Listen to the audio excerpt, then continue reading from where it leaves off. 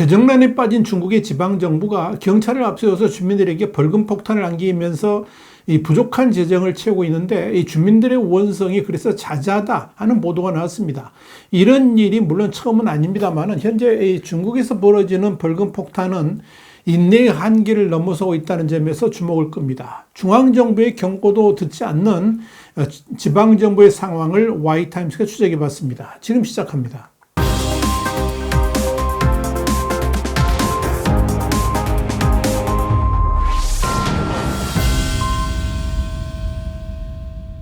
월스트리트저널은 현지 시간으로 13일 현금 부족이 시달리는 중국 지방정부들이 경찰을 이용해서 세입을 늘리고 있는데 원성이 높아지고 있다. 그러면서 중국의 경기 침체로 인해서 현금이 부족한 지방정부는 색다른 수입원을 찾고 있지만 일단 경찰 등의 법 집행기관이 가장 큰 수입원으로 부상하고 있다. 이렇게 보도했습니다.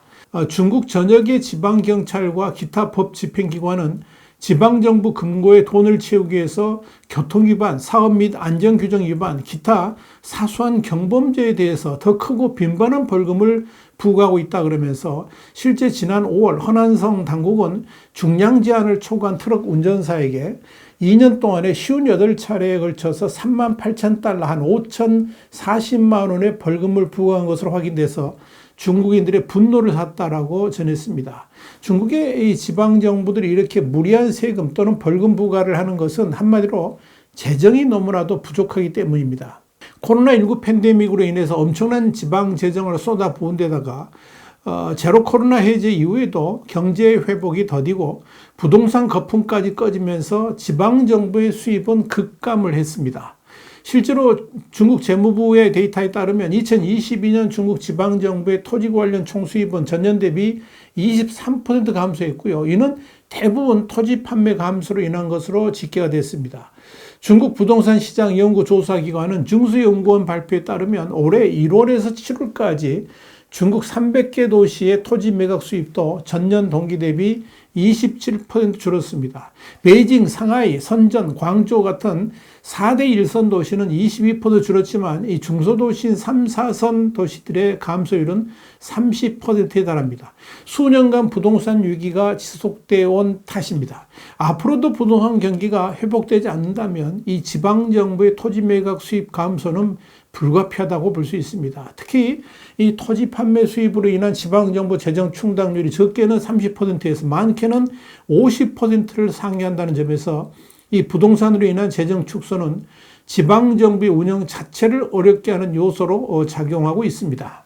상황이 이렇다 보니까 중국의 지방정부들이 부족한 재정을 메꾸기 위해서 모든 수단을 동원하고 있다는 것이 월스트리트 저널의 진단입니다.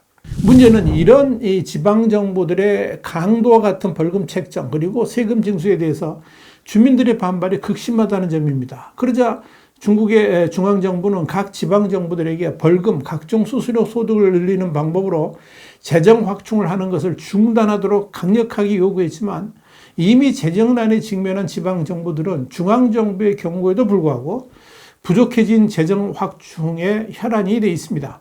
무엇보다도 지방정부의 재정 수입에서 비중이 40%에 달하는 국유 토지 매각 수입이 저조함에 따라서 갈수록 지방정부들이 열악해질 것으로 예상되기 때문에 그렇습니다. 더욱이 지방정부는 그동안에 돈을 끌어다 쏘은 자금 조달용 특수법인인 이 LGFV가 부실해짐으로 인해 가지고 천문학적인 금액의 부채 압박도 또 받고 있습니다. 상황이 이렇다 보니까 이 재정 확충이 생존이 걸린 문제라고 할 수가 있을 겁니다. 이렇게 사실상 디폴트 상태라고 할 정도로 재정적 압박이 심해진 지방정부들은 재정 확보를 위해서 다양한 방법들을 구사하고 있습니다. 이처럼 지방정부들이 빚더미에 오르면서 주민 14만 3천 명의 후난성 구장현 정부는 부서 통폐합과 직원 수 감축 등 공무원 구조 조정에 들어갔습니다. 이런 상황에서 범법 행위 단속을 통한 범칙금 그리고 벌금이 지방정부의 큰 수입원 중 하나로 부상했다는 것이 월스트리트저널의 진단입니다. 문제는 이 지방정부들이 이렇게 극심한 재정난에 휩쓸리자 재정 수입을 올리는데 수단과 방법을 가리지 않고 있다는 점입니다. 지난해 8월 중국을 떠들썩하게 만들면서 공무원까지 나서서 진상조사를 실시한 일이 있었습니다. 중국 지방정부가 불량 채소를 팔아서 3천여 원, 우리나라 돈 3천여 원의 부당 이득을 챙겼다 그러면서 영세 채소 판매상한테 1천여만 원의 벌금을 부과한 일이 그것입니다. 산시성의 위린 씨는 채소 판매상인 허모 씨가 판매하고 있던 부추 1kg이 식품 불합격 판정을 받았다는 것이 그 이유였는데, 허모 씨는 당시 3.5kg의 부추를 사들여서 2.5kg을 판매하고 남은 1kg을 당국에 수거해 가서 불량 판정을 내린 다음에 부당이익금이라고 산정한 20위안, 그러니까 3,800원을 몰수했다라고 설명했습니다. 여기까지는 괜찮습니다. 이어서 문제의 부추를 다 팔았어도 부당이익금이 고작 70위안, 그러니까 14,000원인데 900배가 넘는 벌금을 물리는 게 말이 되느냐, 이렇게 분통을 터뜨렸다는 겁니다. 이 일이 SNS를 타고 중국 전역에 퍼지면서 네티즌들의 공분을 샀습니다. 그런데 이런 벌금 폭탄이 어느 한 지역만의 문제가 아니라는 겁니다. 상당수의 지방정부들이 벌금으로 벌어들이는 돈이 최근 들어서 급증하고 있습니다. 심지어 중국의 허난성에서는 월정액 교통딱지라는 것이 화제입니다. 교통당국이 과태료 부과에 혈안이 된 나머지 운전자들에게 월 2,000위안, 한 37만 원짜리 벌금 패키지를 미리 사서 앞으로 낼 범칙금에 대비하라고 권장하고 나섰습니다. 이런 황당한 일은 중국이니까 가능한 일일 것입니다. 하다하다 스촨성 러산시는 71m 높이의 세계 최대 석조 불상이자 유네스코 세계문화유산인 러산 대불의 30년 운영권을 17억 위안, 한 3,213억 원에 내놨습니다. 재원 조달을 위해서 문화재 경매까지 나선 것입니다. 이렇게 지방정부들의 벌금 남발과 과도한 세금 징수로 인한 문제가 증폭되자 중국 공무원이 지방정부들의 부당한 세금 징수와 벌금 남발 관행에 제동을 걸고 나섰습니다. 실제로 중국 중앙정부는 허베이성 마저우시를 최근 공개적으로 질책하고 지나친 벌금 징수와 함께 관할구역을 넘어선 지방정부의 법 집행을 바로잡겠다, 이런 의지를 강조했습니다. 문제는 공무원이 경고를 하고 있음에도 불구하고 지방정부들의 몹쓸 행각은 끊이지 않고 있다는 겁니다. 지금 벌어지고 있는 벌금 폭탄만 하더라도 이번이 처음 있는 일이 아닙니다.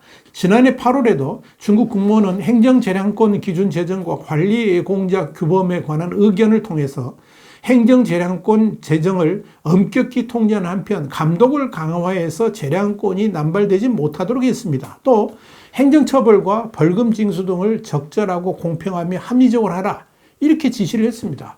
벌금을 재정수입 충당 수단으로 삼거나 벌금 징수 실적으로 순위를 매기거나 성과의 지표로 삼는 것도 금지시켰습니다. 더불어 상급기관이 정한 규정을 넘어서 벌금을 부과, 징수해서는 안 된다라고 못 박았습니다.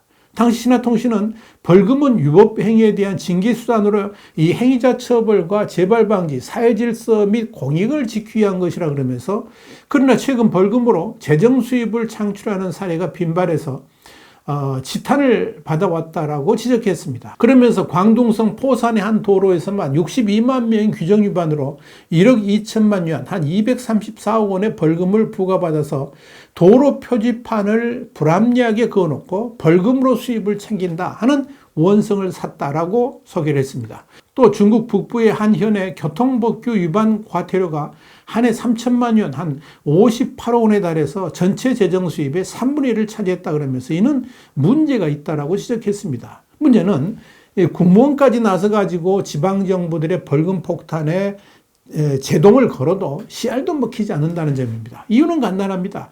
지방정부 재정이 심각한 상황을 맞았지만 중앙정부가 이를 지원해 줄 가능성이 전혀 없기 때문입니다. 지방정부 입장에서는 당장 그렇게 벌금 폭탄이라도 때리지 않으면 지방정부 운영 자체가 불가능해지는 사태가 발생합니다. 공무원 월급을 주지 못하는 것은 물론이고 심지어 시내버스 운영을 비롯해 가지고 은퇴자들에게 보건의료금 명목으로 지급하는 사실상의 연금마저도 지급 중지될 수도 있습니다. 이렇게 되면 폭동이 일어날 수도 있을 것입니다.